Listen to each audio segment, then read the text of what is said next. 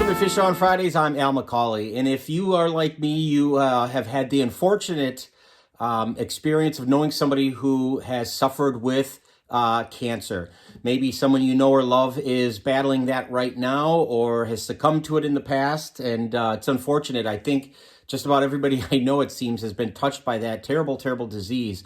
And today I want to talk about the patron saint of people who suffer from cancer. People often turn to a saint who was miraculously cured of his own cancer. And I'm talking about Saint Peregrine, whose feast we celebrate every year on May 1st.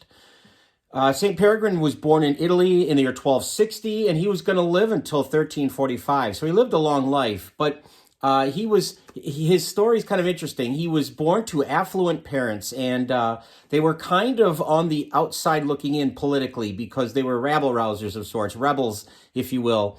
But after a change of heart, Peregrine decided that he wanted to do a 180 and become more humble. And so he was associated with the Servite order, which is a Catholic order of priests. And he joined them and he became a priest eventually, was ordained a priest. And he became known very quickly for his bedside manner, if you will. He had wonderful penances. He was in the confessional for hours. He had a great reputation of being somebody who was very empathetic and very compassionate to others. And in fact, he earned the nickname while he was alive, the Angel of Good Counsel. Boy, I'd love to have that moniker, but the Angel of Good Counsel. So Peregrine really lived his life in a way that he had turned it around and became more humble in the service of others. Well, unfortunately, he developed a cancerous tumor on his leg, and it got to the point where it was so bad and the pain was so debilitating that he decided that he needed to succumb to the most invasive of all surgeries, which was amputation, although he didn't want to do this.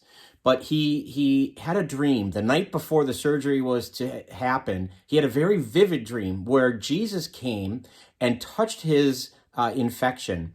And he woke from this dream, and he was so excited because it was a feeling of just euphoria about this dream that he woke up and he looked and the infection was gone. And as he's going to go on to live the rest of his life cancer-free, which is why, again, he's invoked as the patron saint of people who suffer with any form of cancer.